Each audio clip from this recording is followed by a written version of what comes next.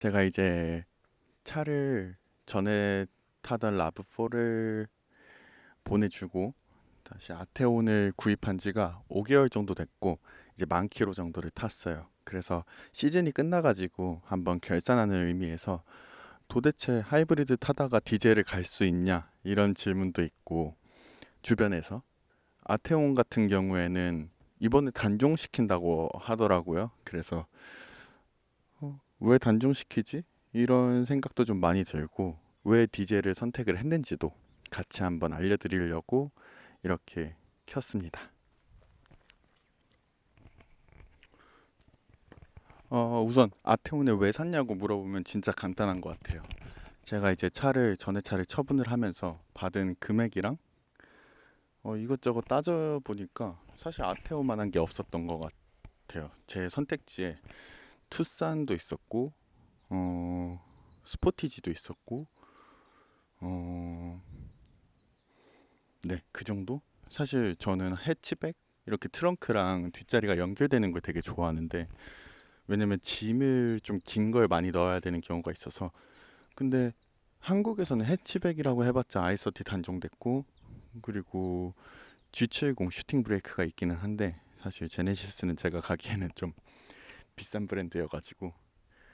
그래서 가격도 적당했고, 제가 3,700만 원에 9,000km 정도 타고 1년 정도 됐을 때 가지고 왔어요. 원래 신차 출고가가 5천만 원 중반, 초중반 정도 되는 것 같은데, 뭐 할인 20% 받으면은 한 4천 초중반 되겠죠.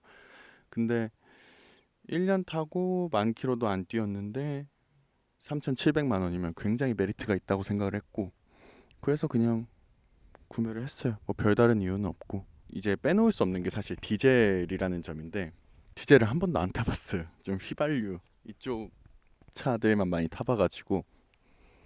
디젤이 뭐 연비는 좋다고 하고 독일 디젤들 좋다고 하는데 한 번도 안 타봤으니까 거기에 대한 좀 두려움은 있었고, 과연 이게 맞을까 싶었는데 한 5개월 10,000km 정도 타고 다시 돌아간다고 해도 역시 디젤을 선택할 것 같아요. 네, 사실 솔직히 말하면 장점은 짐을 많이 넣을 수 있다, 연비가 너무 좋다, 디자인이 이쁘다. 이게 아테온의 전부인 것 같아요. 아테온이 2000cc 디젤이다 보니까 뭐 그 이상 이하도 없어요. 그리고 3,700만 원이면 사실 우리나라 차에서 선택지가 그렇게 많지는 않은 것 같아요, 요즘에는. 이게 아테온이 되게 좋은 게, 저는 이륜 모델, 알라인도 아니었고 그냥 아테온 이륜 모델인데 옵션이 있을 게 다 있어요. 통풍이 있고, 열선 있고, 무선 카플레이 되고, 전동 트렁크 있고, 어댑티브 크루즈 있고, 오토홀드 있고, 그 가끔 외제차에서는 락폴딩이 없는데 사이드미러 락폴딩도 다 돼 있고, 그리고 서라운드 뷰도 있어요. 되게 자주 쓰진 않지만 가끔 쓰는데 나쁘지 않은 것 같아요. 있으면 좋다. 근데 꼭 필요하진 않다. 그래서 뭐 이 정도만 있으면 전 충분하다고 생각을 했고, 제가 10,000km 정도 타면서 느낀 단점은 시끄럽다.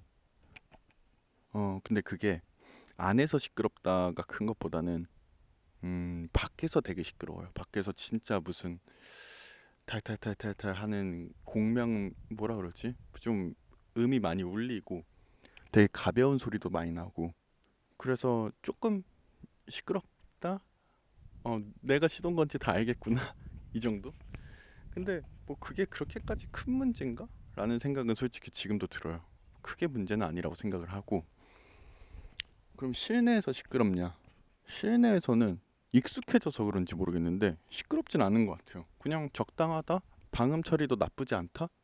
근데 이게 되게 사람은 적응의 동물인 게, 전에 하이브리드 타다가 이걸 오니까 처음엔 좀 시끄러운 듯 했는데 지금은 하나도 모르겠고 그냥 가끔 시끄럽다 정도예요. 진동도 그렇게 크지도 않고. 근데 이제 본가에 올라가서 저희 아버지가 타는 게 6GT 640i가 있는데 그걸 타면은 전기차 같아요. 또 아반떼 CN7 모델이 있는데 그것도 타면 전기차 같아요. 그거는 무시 못하는 것 같아요. 이게 너무 디젤에 적응돼 있다 보니까 그런 것 같고. 근데 그래도 그냥 패밀리카로 타기도 괜찮고 혼자 타기도 괜찮고 뭐 달리는 동안 옆 사람하고 얘기를 못 한다? 그건 전혀 없어요. 그리고 두 번째, 1단에서 2단 넘어갈 때 가끔 이제 빠르게 움직여줘야 될 필요가 있는데 차를 빨리 빼주고 먼저 가줘야지 사고가 안 나고 이런 경우가 있는데 변속이 좀 이상하게 물리는 경우가 있어요. 그래서 1단, 2단이 왔다 갔다 하면서 덜컥거리는 느낌이 있는데 그건 좀 단점인 것 같아요. 그래서 웬만하면 스무스하게 운전해라. 뭐 가끔씩 매뉴얼로 놓고서 1단에서 2단을 그냥 넘어가신다는 분이 있는데 저는 귀찮아서 그렇게 못하고 그냥 천천히 가면 아무 문제 없다. 그리고 세 번째 단점, 겨울에 이제 차를 구입해서 몰랐는데 여름 되니까 썬루프 쪽에 찌그덕거리는 소리가 많이 나더라고요. 아테온 이제 타시는 분들 카페 가입해서 보니까 정품 인증이라고 하더라고요. 그래서 별 생각 없이 타고 있습니다. 뭐 그게 큰 문제도 아니고 혼자 탈 때는. 네, 그 정도가 이제 소음 관련된 조금 단점 찌그덕거린다. 그리고 이제 세 번째, 어댑티브 크루즈가 말썽이에요. 어댑티브 크루즈가 이용할 수 없다 그러고 갑자기 꺼져버리는 경우도 있고 이건 굉장히 큰 문제인 것 같은데 어쨌든 그것 때문에 서비스 센터를 전에 주인도 한번 갔었고 저도 한 두 번 정도 갔는데 제주도에서는 못 잡는데요. 뭐 어떻게 해준다는 조치도 없고 테스트를 뭐 잠깐 해봤는데 이상이 없다 이렇게 해버리니까 사실은 못 잡는다고만 계속 반복하더라고요. 무슨 지침이 바뀌었다. 근데 사실 제가 여기 오기 전에 다른 서비스 센터를 서울에서 갔었는데 거기서는 이게 몇 번을 접수를 하면은 핸들을 아예 교체를 하게 해주고 그러면 이제 그 핸들 교체하면서 웬만하면 99%가 이게 잡힌다고 하더라고요. 그래서 음, 세 번째 정도 서비스 센터 왔을 때는 자기네들이 조치를 해주겠다. 그래서 감사하다 하고 왔는데 세 번째 딱 방문을 제주에서 하니까 안 해준다고 하더라고요. 뭐 지침이 바뀌었다고 계속 폭스바겐 코리아에서 바뀌었다고 하는데 물어보니까 지침이 바뀐 적은 없다고 하더라고요. 왜 그런지 잘 모르겠어요, 저도. 뭐 어쨌든 그런 이슈가 있는데 짜잘한 문제들은 조금씩 있다. 그 정도인 것 같아요. 아, 그리고 네 번째 단점. 무선 카플레이가 좋은 건 아닌 것 같아요. 무선 카플레이 하면은 소리 반응 속도가 조금씩 느리고 노래를 눌렀는데 조금 늦게 나오는 거죠. 무선으로 연결하다 보니까. 근데 이제 그게 왜 문제냐고 하는데 핸드폰을 충전시키려면은 꽂잖아요, 케이블을. 근데 케이블을 꽂고 블루투스가 켜져서 무선도 유선도 잡고 무선도 카플레이 잡아버리면은 아무것도 작동이 안 되는 경우가 있어요. 가끔 그것 때문에 그러니까 내비게이션을 못 쓰니까 저는 그냥 블루투스를 끄고 유선으로만 카플레이를 했습니다. 무선 선택을 좀 해줬으면 좋겠는데 인터페이스가 너무 어려워가지고 잘 모르겠더라고요. 네, 여기까지가 단점이고 사실 단점보단 저한테 있어서 장점이 더 큰 차예요. 최신 기능도 웬만하면 다 들어가 있고 뭐 단점 많이 찾으시면은 아내가 좀 올드하다 이런 얘기 많이 하시는데 사실 그건 잘 모르겠고 어 송풍구 위치가 좀 위에 있어요. 센터페시아 위쪽으로. 그런 건 좀 단점인 것 같고 그리고 굳이 찾으라면은 핸들이 터치다? 터치 핸들 없어진다고 하더라고요. 터치 핸들이 되게 이뻐 보이는데 그렇게까지 별로 효율성은 잘 모르겠어요. 터치 공조 장치는 괜찮은 것 같고 그 정도? 그리고 제발 선쉐이드 좀 딱딱한 걸로 만들어줬으면 좋겠어요. 저는 야외 주차를 하다 보니까 뭐 딱딱한 거 있다고 해도 빛은 들어오겠지만 더 많이 들어오는 느낌이에요. 그래서 선쉐이드가 말랑말랑한 천인 거는 좀 고쳐야 될 점인 것 같아요. 제 생각에는. 연비 하나만으로도 충분히 탈만한 차라고 생각을 하고 솔직히 파워는 잘 나가는지 모르겠지만 그래도 고속도로가 없는 제주도에서는 충분히 차고 넘치는 200마력이다.